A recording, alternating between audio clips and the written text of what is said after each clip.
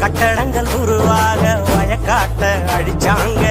பட்டினியில் பல நூறு விவசாயி மறிச்சாங்க.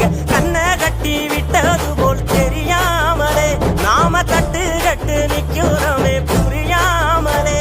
விவசாயம் மட்டும் இல்ல இல்ல உயிரேதுடா உலகேதுடா.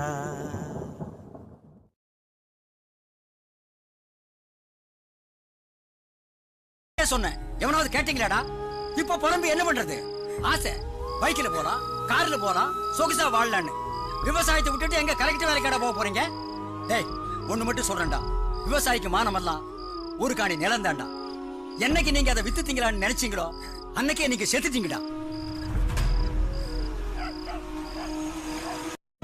ஆறு இருக்கும் பக்கத்துல ஊரு வானுச்சு, வரலாறு சொன்னுச்சு, ஊரு மட்டும் இருக்குது.